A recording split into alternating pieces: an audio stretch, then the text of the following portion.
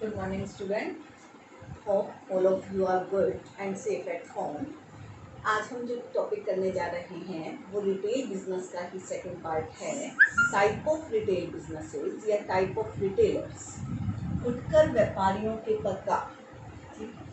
कल हमने ये चार्ट किया था जिसमें हमने बताया था कि फुटकर व्यापारी मेनली दो टाइप के होते हैं।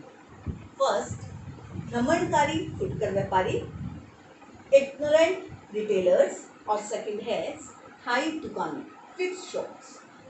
स्थायी दुकानों को फर्दर हम दो पार्ट्स में डिवाइड करेंगे, लघु स्तरीय फुटकर व्यापार, दीर्घ स्तरीय फुटकर व्यापार, स्मॉल स्केल रिटेलर्स और लार्ज स्केल रिटेलर्स। पहले हम पढ़ते हैं इग्नोरेंट रिटेलर्स, भ्रमणकारी फुटकर व्यापारी। नाम से ही क्लियर है, भ्रमणकारी, जो घूमते फिरते रहते हैं। ठीक है, तो इग्नोरेंट रिटेलर में क्या क्या क्वालिटीज मिलती हैं? Number one, also known as mobile traders. Mobile मतलब घूमते फिरते रहने वाला, भ्रमणकारी। ये व्यापारी घूमते फिरते रहते हैं। Do not have fixed outlets, इनकी कहीं भी फिक्स शॉप नहीं होती, ये एक स्थान पर टिककर व्यापार नहीं करते। दूसरा, move from place to place, एक जगह से दूसरी जगह पर मूव करते रहते हैं। थर्ड है ऑफर्स डेली यूज आइटम्स, इनके पास प्राय हमें डेली यूज के जो हमारी रोजमर्रा की जरूरत की वस्तुएं होती हैं वो हमें मिलती हैं। देन है कैश ट्रेडर, ये व्यापारी ज़्यादातर नगद में ही माल बेचते हैं। इसके बाद आता है लो कैपिटल इन्वेस्टमेंट, ये जो माल बेचते हैं उसको परचेज करने में, उस दुकान को लगाने में इनको बहुत कम पूंजी की आवश्यकता पड़ती है। ये लगभग वो बातें हैं जो रिटेल बिजनेस में भी हम कल पढ़ चुके थे, और ऑलमोस्ट सभी छोटे भ्रमणकारी फुटकर व्यापारी जितने भी होते हैं उन सब पे ये सारी कैरेक्टरिस्टिक फिट है। टाइप ऑफ इग्नोरेंट रिटेलर्स कौन कौन से होते हैं? इनमें कौन कौन आता है? Number one, hawkers and peddlers. Hawkers and peddlers, देखिए फेरी वाले व्यापारी, आपने फेरी वाले व्यापारी सुना होगा। फेरी लगाते हैं, एक जगह से दूसरी जगह पे घूमते रहते हैं, साइकिल पे, स्कूटर पे, या फिर ये लोग रेड़ी पे अपना माल बेचते हैं। ठीक है, तो वो होते हैं फेरी वाले व्यापारी। देखिए होकर्स और पैडलर में डिफरेंस है। होकर्स तो वो हैं जो रेड़ी पर, बाईसाइकिल पर, स्कूटर पर अपने गुड्स को सेल करते हैं, जैसे कपड़े के या सब्जी के ठेले लगाते हैं, तो ये जो ठेले पे लगाते हैं वो हैं। और पैडलर कौन होते हैं? जो सिर पे, अपने सिर पे या कंधे पे माल लेके घूमते हैं। जैसे आप कई बार देखते हो सिर पे सामान रखा हुआ होता है और एक बांस की टोकरी सी स्टैंड सा ले रखा होता है, वो लगाते हैं, अपना थाल नीचे रखते हैं और भुजिया वगैरह बेच रहे होते हैं। ठीक है ना, कोई भी खाने पीने की चीज़ चलते फिरते वो बेच रहे होते हैं, तो वो कौन होते हैं? पैडलर। जैसे कंधे पर वो पापड़ का एक बास्केट रख के पापड़ बेचने वाले आते हैं हमारे यहाँ, तो वो लोग होते हैं पैडलर। ठीक, तो ये दोनों ही फेरी वाले व्यापारी हैं। ये फुटकर व्यापारी हैं, छोटे फुटकर व्यापारी हैं, घूम घूम कर अपना सामान बेच रहे हैं, कोई फिक्स शॉप नहीं है इनके पास, डेली यूज के आइटम्स ही बेचते हैं और कैश में बेचते हैं, और बहुत कम इन्वेस्टमेंट में इनका ये बिजनेस शुरू हो जाता है। सेम ऐसे ही है चलते फिरते व्यापारी, चीप चेक्स। चीप चेक्स और फेरी वालों में थोड़ा सा फर्क है। चीप चेक्स क्या करते हैं, किसी एक मोहल्ले में या किसी एक जगह पर थोड़े टाइम के लिए अपना डेरा डाल लेते हैं। जब उस लोकल एरिया की जो अपॉर्चुनिटी के चांसेस होते हैं वो कैश कर लेते हैं। मीन्स वहाँ जितनी वो सेल कर सकते थे वो कर लेते हैं, और अब उन्हें लगता है कि और यहाँ नहीं सेल होगी, या जिस पर्टिकुलर अवसर पर उन्होंने वो लगाई थी अपनी दुकान, और वो टाइम पीरियड ख़त्म हो चुका है, तो उसके बाद ये कहीं और मूव कर जाते हैं। जैसे आप देखते हैं पर्टिकुलर कई बार कहीं पर्टिकुलर एरिया में किसी पर्टिकुलर फेस्टिवल को सेलिब्रेट किया जाता है, मेला लगता है, तो उस मेले में ये लोग अपनी दुकान लगाते हैं, 2 दिन 4 दिन वहाँ पे अपना सामान बेचते हैं और उसके बाद कहीं और मूव कर जाते हैं। ठीक, पटरी वाले व्यापारी, पटरी वाले व्यापारी क्या होते हैं? ये रोड साइड अपनी शॉप्स लगाते हैं, रोड के किनारे पर ये अपनी शॉप्स लगाते हैं, ठेला लगाते हैं और वहाँ पर अपनी वस्तुएं बेचते हैं। और ये जो रोड साइड व्यापारी होते हैं ये भी क्या है, प्राय दैनिक उपयोग की वस्तुएं ही बेचते हैं। और आते जाते वक्त आप कभी भी इनके पास से गुजर रहे हो, रोड के साइड पे आपको बैठे हुए मिल जाएंगे। आपको जो ज़रूरत का सामान चाहिए आप इनसे ले सकते हैं। आजकल आप देखते हैं कि जो क्रॉकरी की आइटम्स लगा के बैठे होते हैं, कुछ झाड़ू वगैरह लगा के बैठे होते हैं, और शूज़ वगैरह या हैंड बैग्स हो गई या टी शर्ट्स हो गई, ऐसे शॉप रोड के ना साइड्स पे लगा के बैठे होते हैं। डेली यूज़ की चीज़ें होती हैं, आप किसी भी टाइम आते जाते इजीली कन्वीनियंटली वो प्रोडक्ट परचेज कर सकते हैं उनसे। साप्ताहिक बाजार व्यवहार, वीकली मार्केट रेट, ये ट्रेडर क्या करते हैं, सप्ताह के किसी पर्टिकुलर डे पर एक जगह पर अपनी दुकान लगाते हैं। जैसे दिल्ली में ये ट्रेंड काफ़ी फेमस है, दिल्ली में भी बॉम्बे में भी ये फेमस है। वहाँ पे संडे मार्केट लगती है, मंडे मार्केट लगती है, तो वहाँ पर बहुत सारे व्यापारी आपको रोड साइड मिलेंगे जो कि डेली यूज़ की गुड्स ही बेच रहे होते हैं। बहुत लो प्राइस पे, रिजनेबल प्राइस पे आपको आपकी ज़रूरत की वस्तुएं मिल जाती हैं। ठीक है, इनका पर्टिकुलर डे होता है, वीक के किसी एक पर्टिकुलर डे में पर्टिकुलर प्लेस पे ही ये अपनी शॉप लगाते हैं। तो ये थे आपके भ्रमणकारी फुटकर व्यापारी या इटिनरेंट रिटेलर्स। ठीक, hawkers and peddler, cheap jacks, pavement traders, weekly market traders. अब है आपकी स्थायी दुकान। स्थायी दुकानों वाले फुटकर व्यापारी क्या है, वो एक जगह फिक्स बैठेंगे, वो अपनी जगह नहीं कभी भी चेंज करते, वो एक फिक्स जगह पर बैठते हैं। लेकिन इसे भी हमने फर्दर दो पार्ट्स में डिवाइड किया, small scale retailer and large scale retailer. Small scale retailer क्या है, जो थोड़ी लेवल पे काम, छोटे पैमाने पर काम करते हैं, उन्हें स्मॉल स्केल रिटेलर बोलते हैं। स्मॉल स्केल रिटेलर में कौन कौन है, general store, single product, single line store, wooden shop, second hand goods. तो सबसे पहला करते हैं हम जनरल स्टोर। जनरल स्टोर ये आप देखते हैं इनके पास डेली यूज़ की और थोड़ी अच्छी किस्म की वस्तुएं होती हैं। आपके घर के पास आपको जनरल स्टोर देखने को मिल जाएगा जिसमें डेली यूज़ के जो भी ज़रूरतें हैं आपकी, साबुन है, शैम्पू है, और जो भी यूज़ की चीज़ें हैं वो सारी चीज़ें आपको इस जनरल स्टोर पे एक ही जगह पर मिल जाएगी।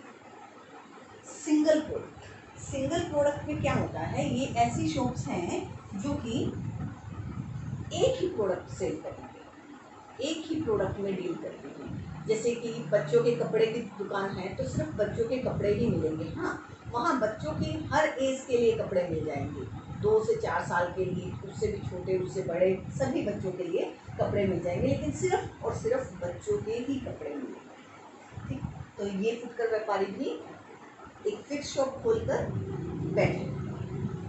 Single line store, single line store क्या होता है, अब सिंगल लाइन स्टोर का मतलब है एक प्रोडक्ट लाइन। एक प्रोडक्ट लाइन जैसे हमने गारमेंट ही ले लिया, गारमेंट लिया तो गारमेंट में इनके पास आपको सभी तरह के गारमेंट मिलेंगे, चाहे वो बच्चों के हैं, चाहे वो लेडीज़ के हैं, चाहे वो जेंट्स के हैं, सभी के लिए गारमेंट्स मिलेंगे। सिंगल प्रोडक्ट में सिर्फ बच्चों के गारमेंट्स थे। सिंगल लाइन स्टोर में हम एक प्रोडक्ट लाइन सेलेक्ट कर लेते हैं। प्रोडक्ट लाइन में हमने गारमेंट सेलेक्ट किया तो आपको हर तरह के गारमेंट यहाँ मिलेंगे, चाहे वो मैन के लिए हो, वुमेन के लिए हो, गर्ल्स के लिए, बॉयज़ के लिए, सबके लिए आपको प्रोडक्ट मिलेंगे। लकड़ी के खोखे आपने देखा होगा कई बार रोड साइड में लकड़ी की छोटी सी शॉप से खोखा सा बना हुआ होता है, वो भी आपके स्मॉल स्केल रिटेलर के अंदर आते हैं। फॉर एग्जांपल आपने पान की दुकानें देखी होंगी, चाय की दुकानें देखी होंगी, और ज़्यादातर आजकल वीटा के बूथ, लक्ष्य के बूथ देखे होंगे आपने, जहाँ पर दूध, मक्खन, घी वगैरह आपको अवेलेबल होता है। तो ये वुडन शॉप्स आपकी स्मॉल स्केल रिटेलर के अंदर आती हैं, जो कि कैश में सेल करती हैं और थोड़ी सी इन्वेस्टमेंट से ही ओपन हो जाती है। Second hand good shop, second hand good shop का भी काफ़ी ट्रेंड है आजकल। ये उन लोगों के लिए बनाई जाती हैं जो फर्स्ट हैंड गुड्स नहीं खरीद सकते, ज़्यादा कैपेसिटी नहीं है, ज़्यादा परचेजिंग पावर नहीं है, तो वो लोग क्या करते हैं, जो यूज़ की हुई चीज़ें हैं उनको अपनी शॉप पे रखते हैं और फिर दोबारा से पुरानी चीज़ों को बेच देते हैं। पुरानी चीज़ों को बेचते हैं तो जो व्यक्ति नई चीज़ें नहीं खरीद सकते, जिनकी परचेजिंग कैपेसिटी, क्रय करने की क्षमता जो है वो कम है, तो वो लोग सेकेंड हैंड गुड शॉप से गुड्स परचेज करेंगे। वो लोग सेकेंड हैंड गुड शॉप से गुड्स परचेज कर सकते हैं। ऐसी किताबों की दुकानें भी मिल जाएंगी आपको, कपड़ों की दुकानें भी मिल जाएंगी, अदर गुड्स की शॉप्स भी आपको मिल जाएंगी देखने को, जो कि सेकेंड हैंड गुड्स परचेज करती हैं। इसके बाद है large scale retailers. Large scale retailers में हमारे आते हैं departmental store, malls, chain store, mail order business, consumers cooperative stores. ये सारे हमारे किस में आते हैं? लार्ज स्केल रिटेलर्स में। विभागीय भंडार, मॉल्स, श्रृंखलाबद्ध दुकानें हैं, डाक द्वारा व्यापार है, उपभोक्ता सहकारी भंडार। अब हम इनके बारे में डिटेल से पढ़ेंगे।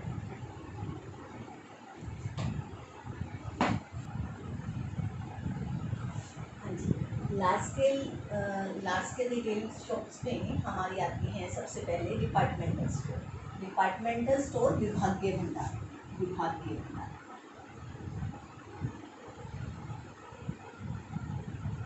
हाँ जी, क्या होता है डिपार्टमेंटल स्टोर?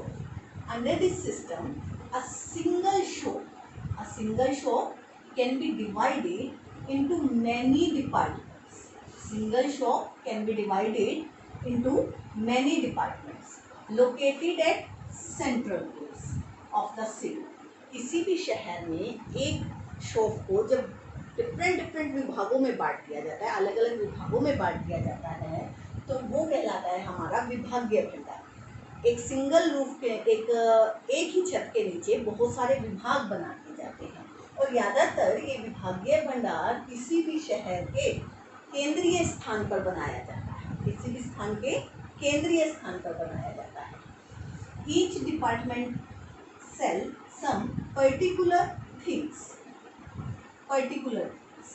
हर एक डिपार्टमेंट में, हर एक विभाग पर एक पर्टिकुलर चीज ही बेची जाती है। जैसे एक ही छत के नीचे एक कपड़े की शॉप हो जाए, एक बुक्स की शॉप हो जाए, एक क्रॉकरी की शॉप हो जाए, एक आपकी शूज़ की हो जाए, एक मोबाइल की हो जाए, तो वो क्या होगा? Departmental store. Customers all needs met and they do not have to go other shops. Means एक कस्टमर, एक ग्राहक जिसे जो सामान चाहिए वो जब डिपार्टमेंटल स्टोर में जाता है तो उसकी हर तरह की ज़रूरत वहाँ पूरी हो जाती है। हर तरह की शॉप एक ही जगह पर अवेलेबल है, उसे अलग अलग जगह जाकर अपनी चीज़ें खरीदने की ज़रूरत नहीं है। कस्टमर्स ऑल नीड मेट, उसकी सारी ज़रूरतों का ज़रूरत वहीं पे पूरी हो जाती है, सेटिस्फाई हो जाती है। Usually found in big city, ये ज़्यादातर कहाँ मिलती है? बिग सिटीज़ में मिलती है। और गुड क्वालिटी प्रोडक्ट यहाँ पर अवेलेबल होते हैं, इसलिए क्योंकि प्रोडक्ट की क्वालिटी अच्छी होती है, इसलिए प्राइजेस थोड़े से हाई होते हैं। हाँ जी, सबसे मेन बात है कि इनकी जो मैनेजमेंट है, management of all these departments is in the hands of a single person और ऑर्गेनाइजेशन। मैनेजमेंट एक सिंगल पर्सन और ऑर्गेनाइजेशन के हाथ में, ठीक है। मीन्स डिपार्टमेंटल स्टोर एक कोई ऑर्गेनाइजेशन खोल रही है या कोई एक पर्सन खोल रहा है, फिर उसने आगे आगे अलग अलग चीज़ों की शॉप्स खुलवाई है। तो डिपार्टमेंटल स्टोर या विभागीय भंडार आपको समझ आ गया होगा। जब आपको इसके फीचर्स लिखने हो, कैरेक्टरिस्टिक विशेषताएं लिखनी हो, तो आप इन्हीं बातों को लाइन में लिख सकते हैं कि एक सिंगल शॉप में एक ही विभाग, एक ही दुकान में बहुत सारे विभाग होते हैं। नंबर 2, ये शहर के केंद्रीय स्थान पर खोली जाती है। नंबर 3, हर एक विभाग पर एक विशेष प्रकार की वस्तु मिलती है। नंबर 4, यहाँ पर उपभोक्ता की सभी ज़रूरतें पूरी हो जाती हैं। नंबर 5, आप कह सकते हैं कि यह बड़े शहरों में पाई जाती है। नंबर 6, यहाँ पर अच्छी किस्म की वस्तुएं मिलती हैं। नंबर 7, उनका प्राइजेस हाई होता है, इसलिए आप कह सकते हैं कि ये हाई इनकम ग्रुप के लिए बनाए जाते हैं, ठीक है। हाई इनकम ग्रुप के लिए बनाए जाते हैं।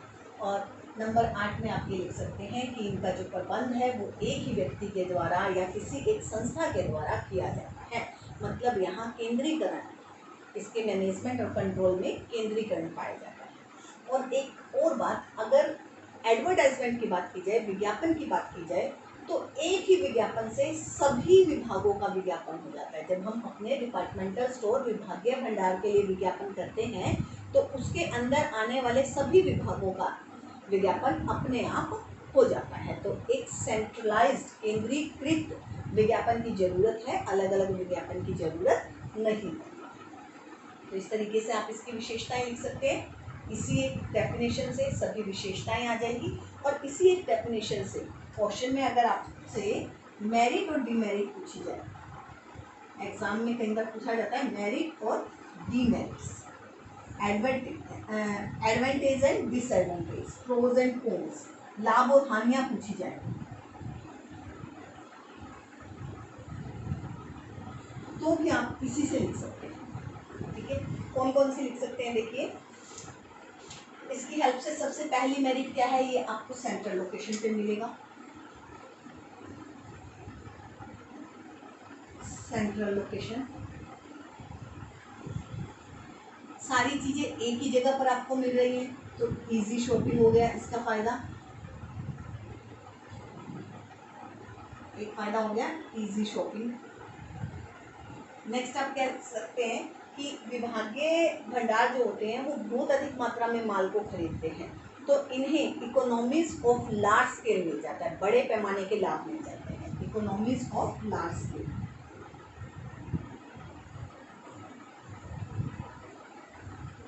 Economies of large. हाँ जी, एक हमने कहा मैनेजमेंट एक ही व्यक्ति के हाथ में या एक संस्था के पास है, तो फिर एफिशिएंट मैनेजमेंट होगा।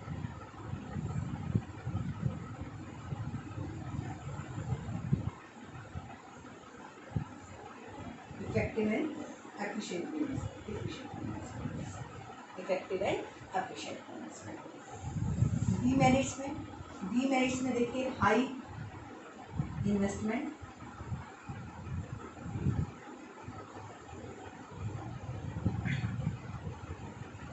कस्टमर की सभी जरूरतों को पूरा करना है तो कितने सारे विभाग खोलने पड़ेंगे, फिर उनमें कितना सारा आपको गुड्स परचेज करना पड़ेगा। तो इस तरह के डिपार्टमेंटल स्टोर को खोलने में बहुत अधिक लागत आती है, बहुत अधिक पूंजी की जरूरत होती है। ठीक है, बहुत अधिक विनियोग की जरूरत होती है। High operational cost, high operational cost. Operational cost क्यों अधिक होती है, क्योंकि देखो हमने इसमें एक विभागीय भंडार में बहुत सारे विभाग खुले हुए हैं और हर एक विभाग पर एक स्पेशल टाइप की वस्तु मिल रही है, तो उसे बेचने के लिए एक विक्रेता को भी अपॉइंट किया जाता है। वो जो विक्रेता होता है वो प्रोफेशनल होता है, एक्सपर्ट होता है, कुशल विक्रेताओं के माध्यम से बेचा जाता है माल को। तो इतने सारे विक्रेता आपको अपॉइंट करने पड़ेंगे तो आपकी ऑपरेशनल कॉस्ट ऑटोमेटिकली बढ़ जाएगी। मैनेजमेंट के लिए भी आपको प्रोफेशनल्स अपॉइंट करने पड़ेंगे, तो उससे आपका संचालन का जो व्यय है वो क्या हो जाएगा, अधिक हो जाएगा। इसके अलावा आप कह सकते हैं कि हाई प्राइस है, यहाँ एक कमी इसकी ये भी है, मैंने कहा कि अच्छी क्वालिटी का प्रोडक्ट सेल करते हैं। ठीक है, और काफ़ी ज़्यादा हाई इनकी इन्वेस्टमेंट है, हाई ऑपरेशनल कॉस्ट है, तो यहाँ पे गुड्स के जो प्राइजेस होते हैं वो भी हाई होते हैं। इसके अलावा कह सकते हैं हाई रिस्क,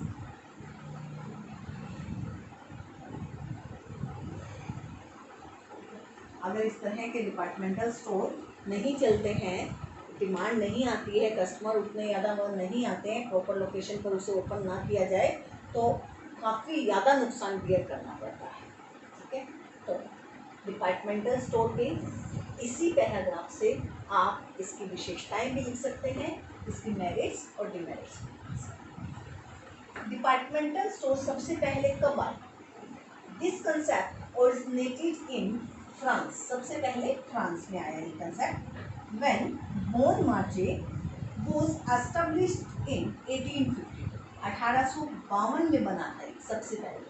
ठीक है, इसके बाद है departmental store in India. India में कौन कौन से डिपार्टमेंटल स्टोर हैं? आपने देखा और सुना होगा, जैसे कि रिलायंस ट्रेंड्स, ये रेडीमेड गारमेंट्स में डील करते हैं। हर तरह के गारमेंट आपको यहाँ मिल जाएंगे।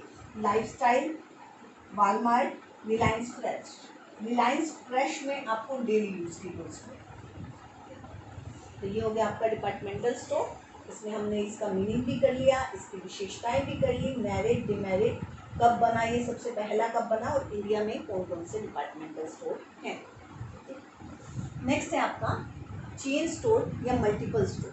चेन स्टोर या मल्टीपल स्टोर श्रृंखलाबद्ध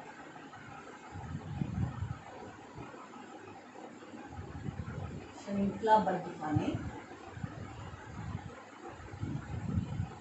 या फिर कह सकते हैं बहुसंख्यक दुकान।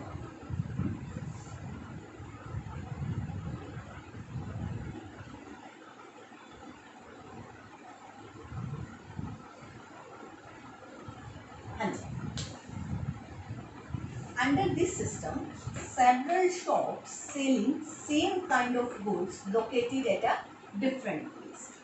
इस सिस्टम में क्या रहता है? Several shops, बहुत सारी शॉप्स होती हैं, selling same product, same product बेच रही हैं सारी ही दुकानें, located at different places of a city, एक ही शहर में अलग अलग जगहों पर ये हो सकती हैं, and owned by a single organization, और किसी एक ऑर्गेनाइजेशन के द्वारा इसकी ओनरशिप बनती है। स्वामित्व किसका होता है? किसी एक ही संस्था का होता है। बहुत सारी शॉप्स खोली जाती हैं, एक ही प्रोडक्ट को वो बेचती हैं, एक ही तरह की गुड्स और सर्विसेज प्रोवाइड करती हैं, अलग अलग स्थानों पर खोली जाती हैं, और ये क्या है? एक सिंगल ऑर्गेनाइजेशन के द्वारा एक सिंगल ऑर्गेनाइजेशन का इस पर स्वामित्व होता है। इन्हें मल्टीपल स्टोर भी कहते हैं। Things are manufactured at one place in large scale. जो वस्तुएं बनाई जाती हैं वो एक ही जगह पर बनाई जाती हैं और बहुत अधिक मात्रा में बनाई जाती हैं। And manufacturer opens his own retail shop. Own retail shop. Manufacturer जो है वो अपनी खुद की रिटेल शॉप ओपन करता है। In order to eliminate middlemen, वो क्या करता है? मध्यस्थों को खत्म कर देता है।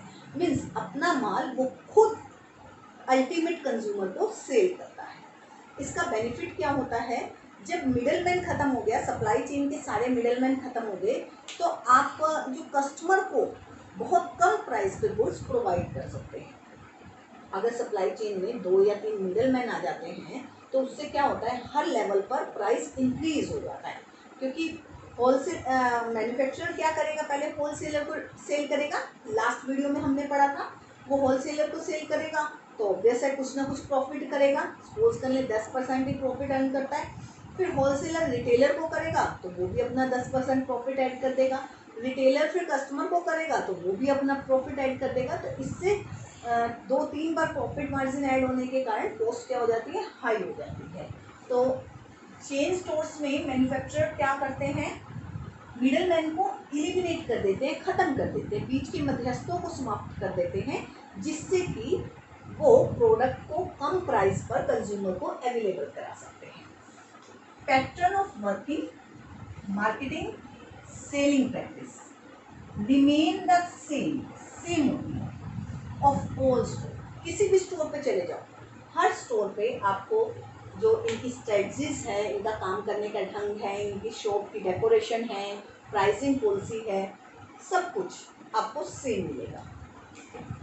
यूनिफॉर्मिटी इन प्राइस, यहाँ मैंने बता भी दिया, प्राइस में भी समरूपता होती है, एकरूपता होती है। मीन्स किसी भी शॉप पे जाओ सेम प्राइस मिलेगा। Even decoration of all shops, सभी शॉप्स की डेकोरेशन भी आपको बिल्कुल सेम मिलेगी, जिससे कि कस्टमर को है ना बेनिफिट होता है। उसे यूँ नहीं लगता कि वहाँ ज़्यादा मिलेगा वहाँ कम मिलेगा, वो ठगा हुआ सा महसूस नहीं करता है। ठीक है, तो जिस भी जगह पर जाके वो परचेज करना चाहे परचेज कर सकता है, हर जगह उसे सेम सर्विस मिलेगी। तो देखिए, चेन स्टोर के मीनिंग से ही आप फिर से इसकी विशेषताएं निकाल सकते हैं। जैसे कि नंबर 1, बहुत सारी दुकानें, बहुसंख्यक दुकानें जो कि समान प्रकार की वस्तुओं को बेचती है, का विक्रय करती है, एक ही शहर के अलग अलग स्थानों पर खोला जाता है। नंबर 2, बहुसंख्यक दुकानों की जो स्वामित्व है वो किसी एक ही संस्था के पास होती है। नंबर 3, इन्हें बहुसंख्यक दुकानें या श्रृंखलाबद्ध दुकानें भी कहा जाता है। नंबर 4, ये लार्ज स्केल पर प्रोडक्शन करती हैं और प्रोडक्शन जो है एक ही जगह पर की जाती है। नंबर 5, निर्माता खुद अपनी फुटकर व्यापार या फुटकर दुकानें या श्रृंखलाबद्ध दुकानें खोलता है। नंबर 6 में आप कह सकते हैं कि मध्यस्थों का समापन कर दिया जाता है। नंबर 7 में यहाँ पर विपणन और विक्रय की जो प्रैक्टिसेस हैं और काम करने की जो प्रणाली है वो हर एक स्टोर पर सेम मिलेगी। नंबर 7 में आप कह सकते हैं कि प्राइस में समरूपता होगी, मूल्य एक जैसा होगा, समान होगा सभी स्टोर पर, और सभी दुकानों की सजावट भी समान है। तो इस प्रकार 7-8 आपकी विशेषताएं आ जाएंगी। इसके बाद अगर आपसे पेपर में क्वेश्चन पूछा जाए कि श्रृंखलाबद्ध दुकानों की लाभ और हानियां बताएं, तो वो भी आप यहीं से निकाल सकते हैं। मेरिट्स और डिमेरिट्स भी आप यहीं से निकाल सकते हैं।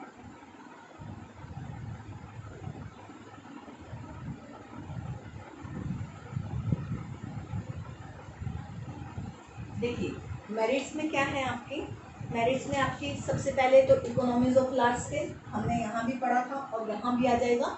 यहाँ तो इसलिए मिलता है क्योंकि ये बल्क में माल खरीदती हैं। डिपार्टमेंटल स्टोर में इकोनॉमीज ऑफ लार्ज स्केल क्यों मिला, क्योंकि ये बहुत ज़्यादा मात्रा में माल खरीद रही हैं। ज़्यादा मात्रा में माल खरीदने के कारण इन्हें डिस्काउंट मिलेगा। बट यहाँ तो मैन्युफैक्चरर खुद बना रहा है, जब वो बहुत अधिक मात्रा में प्रोडक्शन करेगा तो भी उसे क्या मिलेगी, economies of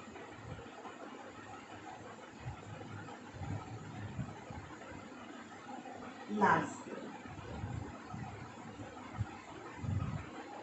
economies of large scale production, उसका बेनिफिट उसे मिलेगा। इसके अलावा आप कह सकते हैं इकोनॉमी ऑफ एडवर्टाइजमेंट।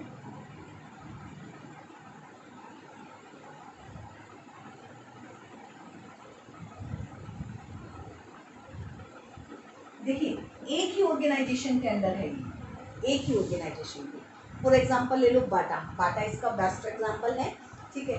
तो एक ऑर्गेनाइजेशन बाटा है, बाटा जब अपनी ऐड करेगा तो उसके स्टोर शहर में कहीं पर भी हों, कई शहरों में होते हैं, तो सभी शहरों में उसके प्रोडक्ट की ऐड एक ही बार में हो जाती है।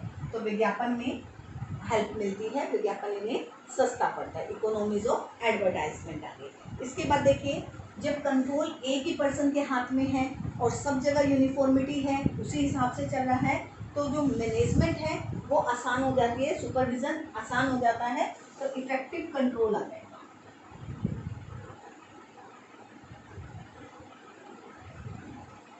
Effective supervision and control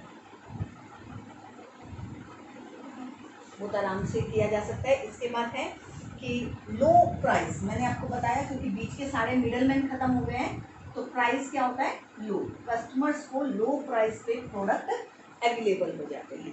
then आप डीमेरिट्स निकाल सकते हैं, डीमेरिट्स में फिर से लगभग वही आ जाएंगी, हाई इन्वेस्टमेंट है, इतनी सारी जगह पर अलग अलग स्थानों पर वो अपनी दुकानें खोलेगा तो इन्वेस्टमेंट बहुत ज़्यादा लगेगी, हाई कॉस्ट है, ऑपरेशनल कॉस्ट। इसके अलावा हाई प्राइस को हमने कह सकते हैं high investment, high operational cost, ये सब। देखिए ये कंसेप्ट कहाँ से आया, this concept originated in London, ये कंसेप्ट लंदन में आया when Henry वॉल्टन Smith and his wife establish a book shop. उन्होंने एक बुक शॉप खोली थी, वहाँ पर बुक, मैगजीन, स्टेशनरी, न्यूज़पेपर वगैरह सब कुछ बेचा जाता था, पढ़ने के लिए मिलता था, इन 1792। ठीक, चेन स्टोर्स इंडिया में कौन कौन से हैं फेमस, बाटा है, लिबर्टी है, एक्शन है, asset. Third large scale retail shop का एग्जांपल है हमारा malls. Malls under this system are shopping complex where many type of products and services are available under one। एक ही छत के नीचे आपको बहुत सारी तरह के प्रोडक्ट, माल, वस्तुएं और बहुत सारी सेवाएं उपलब्ध हो जाएंगी। Interconnected shops are there, interconnected shops होती हैं यहाँ, क्यों? So that customer can easily move from one store to another. आप एक शॉप से दूसरी शॉप में इजीली जा सकें तो आपस में जुड़ी हुई होती हैं ये shops. All stores not belong to just one person. Very important point कि सभी शॉप्स एक ही पर्सन से बिलोंग नहीं होती, not belongs to just one person. अभी हमने इससे पहले किया था, डिपार्टमेंटल स्टोर किया था, उसमें भी हमने पढ़ा था कि सारी की सारी जो डिपार्टमेंट स्टोर के अंदर जितने भी डिपार्टमेंट्स आते हैं वो सभी owned by a single person और ऑर्गेनाइजेशन। चेन स्टोर में भी हमने यही क्वालिटी पढ़ी थी कि एक ही ऑर्गेनाइजेशन होती है, वो जगह जगह पर सिटी के डिफरेंट प्लेसेस में अपने स्टोर्स ओपन करती है। तो इसी तरीके से जो मॉल्स हैं, मॉल्स में जो स्टोर्स खोले जाते हैं वो किसी एक पर्सन की ओनरशिप में नहीं होते, उनके स्वामित्व अलग अलग लोगों का होता है, डिफरेंट ओनरशिप होती है। और डिफरेंट ओनरशिप होने का एक बेनिफिट हो जाता है इंक्रीज कंपटीशन, कंपटीशन इंक्रीज हो जाता है, प्रतियोगिता बढ़ जाती है। हाँ जी, पीछे हमने डिपार्टमेंटल स्टोर में पढ़ा था कि वहाँ क्या हो गया था, वहाँ पे कॉस्ट हाई थी क्योंकि अच्छी क्वालिटी के प्रोडक्ट्स थे।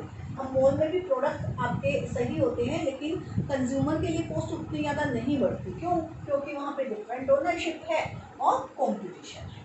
ठीक है, तो मॉल्स में और डिपार्टमेंटल स्टोर में सबसे मेजर डिफरेंस यही हो गया कि यहाँ पे ओनरशिप अलग अलग है, वहाँ पे ओनरशिप एक ही पर्सन की होती है और यहाँ पे ओनरशिप हर एक शॉप के लिए एक डिफरेंट पर्सन की होती है।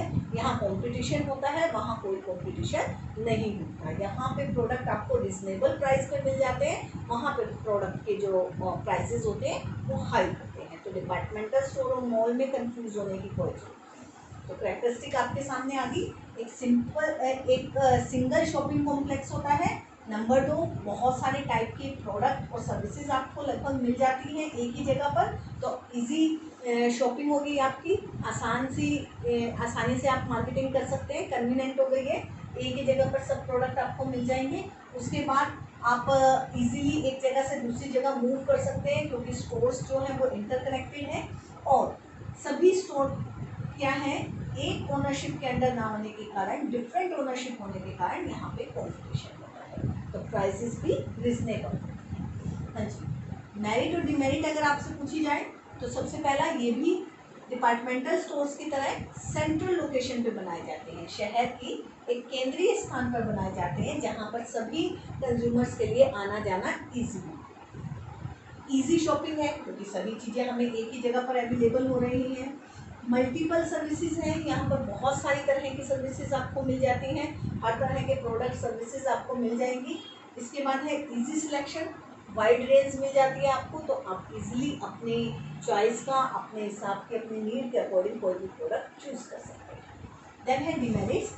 डिमेरिट्स में क्या, वही फिर से हाई प्राइस। यहाँ हाई प्राइस का मतलब क्योंकि जो बहुत सारे मॉल्स होते हैं, बहुत सारे इस तरह की वैरायटी ब्रांड होता है और ऑपरेशन कॉस्ट भी इसकी बढ़ जाती है। सेंट्रल लोकेशन पे है तो ऑब्वियस है जो जगह है वो महंगी मिलेगी, जो दुकानों के किराए हैं वो महंगे होंगे, तो उसके कारण यहाँ प्रोडक्ट प्राइजेस थोड़े से हाई हो जाते हैं। हाई कॉस्ट, ऑपरेशनल कॉस्ट भी हाई होती है क्योंकि ये बहुत तरह की आपको एक्स्ट्रा सर्विसेज प्रोवाइड करते हैं, तो उन सर्विसेज के कारण आपकी कॉस्ट जो होती है हाई हो जाती है। जैसे कैमरे लगे हुए होते हैं और जो भी मॉडर्न टेक्निकल बेनिफिट होते हैं, सर्विसेज होती हैं, वो ऑलमोस्ट आपको यहाँ पे मिलेंगी, तो इसके कारण इनकी कॉस्ट क्या हो जाती है, हाई हो जाती है। और हाई इन्वेस्टमेंट, यहाँ पे बहुत तरह की सर्विसेज हैं, बहुत सारे तरह के प्रोडक्ट हैं, तो यहाँ पे आपको क्वालिटी को और प्रोडक्ट को, ब्रांड्स को, वैराइटीज़ को मेंटेन करना है, तो आपकी high investment. This concept originated in 1922। ये कंसेप्ट कब आया, 1922 में आया है, ज़्यादा पुराना नहीं है। कंट्री क्लब के नाम से एक प्लाजा खोला गया था जेसी निकोल के द्वारा। जेसी निकोल ने क्लब प्लाजा नाम से एक अपना मॉल खोला। इंडिया में फेमस मॉल है कुछ एक, अमिनस मॉल गुड़गांव में है, ग्रेट इंडियन प्लेस नोएडा में है, एलेंटे मॉल है चंडीगढ़ में। तो ये मॉल जो फेमस मॉल है इंडिया। नेक्स्ट है mail order businesses. Mail order businesses या डाक द्वारा व्यापार। डाक द्वारा व्यापार की लार्ज स्केल के बिजनेस का ही एक एग्जांपल है। इस सिस्टम में, under this system, retail trade is conducted through post office, postal department के द्वारा, डाक विभाग के द्वारा यहाँ कंडक्ट किया जाता है।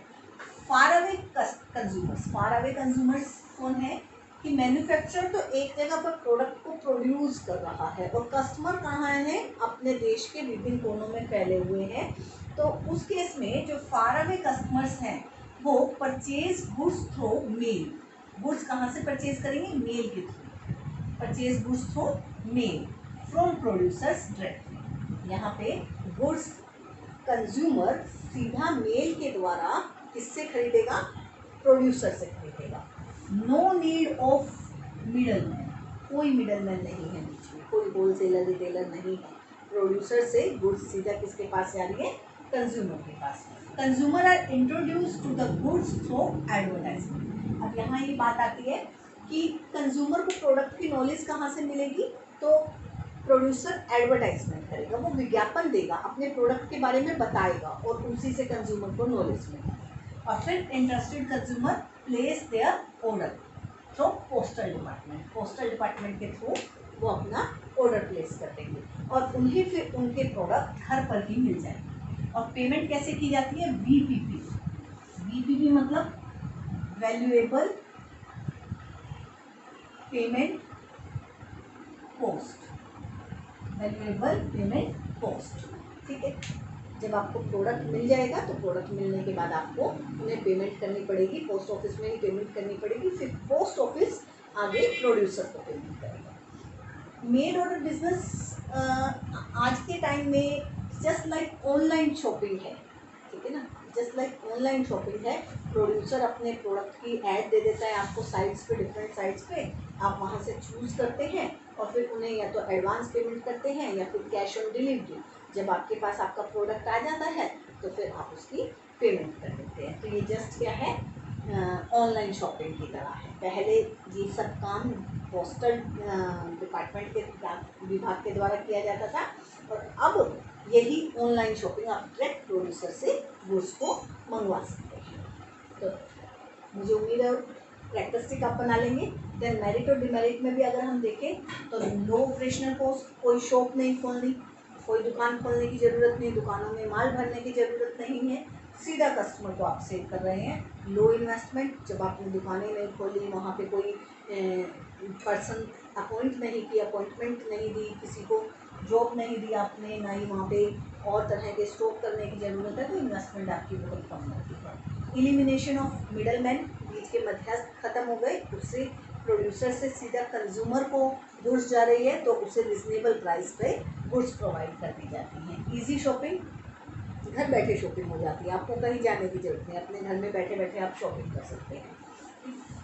इसके डीमेरिट्स क्या हैं, सबसे मेन है हाई एडवर्टाइजमेंट, क्योंकि कंज्यूमर को जब तक नॉलेज नहीं होगी प्रोडक्ट की वो डिमांड नहीं देगा। तो डिमांड क्रिएट करने के लिए हमें ज़्यादा से ज़्यादा एडवर्टाइजमेंट करनी है ताकि हर एक कस्टमर को हमारे प्रोडक्ट की नॉलेज हो और फिर वो अपनी नीड्स के अकॉर्डिंग क्या कर सके, डिमांड कर सके, ऑर्डर प्लेस कर सके।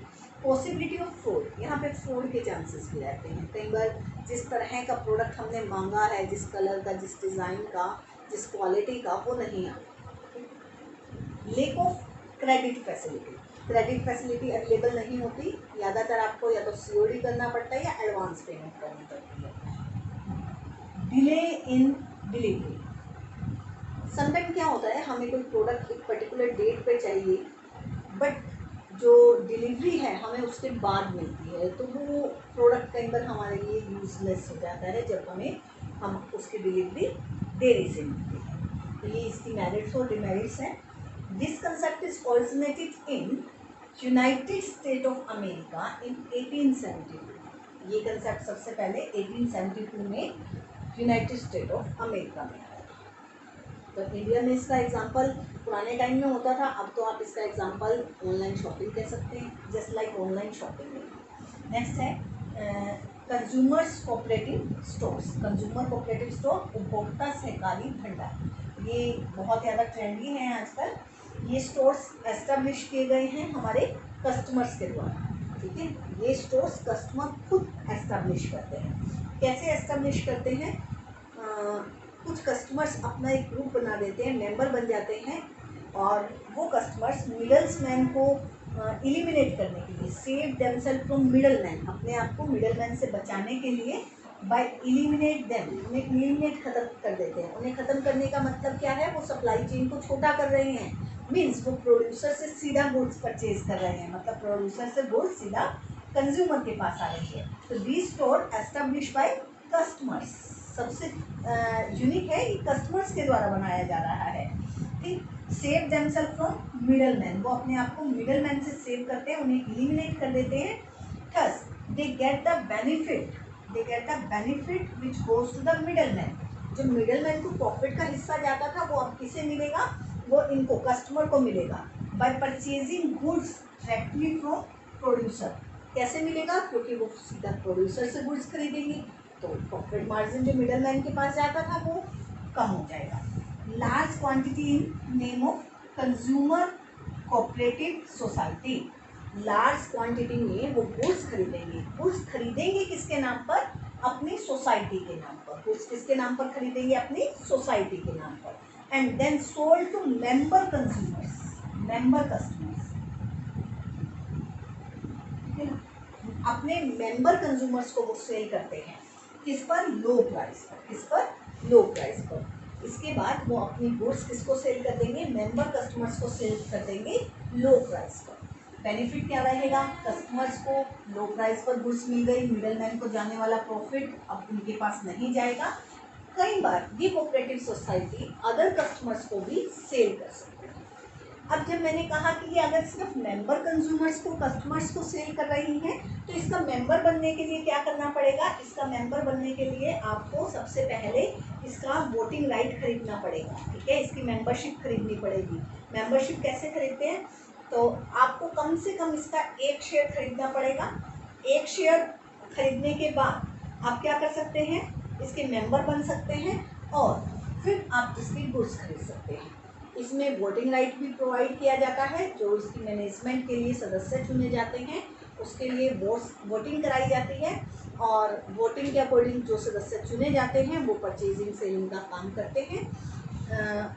इसके अलावा जो प्रॉफिट होता है, अगर बाहर के कस्टमर्स को भी ये सेल कर रहे हैं तो जो प्रॉफिट होता है वो प्रॉफिट इसके मेंबर्स में बराबर बांट दिया जाता है। वो प्रॉफिट इसके मेंबर्स में बराबर बांट दिया जाता है।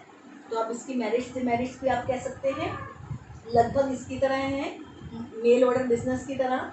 लो ऑपरेशनल कॉस्ट है, लो इन्वेस्टमेंट है, जितनी ज़रूरत है, जितने कस्टमर है, मेंबर कस्टमर, उनकी रिक्वायरमेंट है उतना ही माल खरीदा जाता है, उसे ज़्यादा टाइम तक स्टोर नहीं करना होता। परचेजिंग के बाद वो कस्टमर को ही इमीडिएटली सेल कर दिया जाता है, ज़्यादा लंबे समय तक नहीं स्टोर करना पड़ता। मिडलमैन एलिमिनेट हो जाते हैं और अपनी ही सोसाइटी में, अपने ही आसपास ही मिल जाता है, तो इजी शॉपिंग हो जाती है।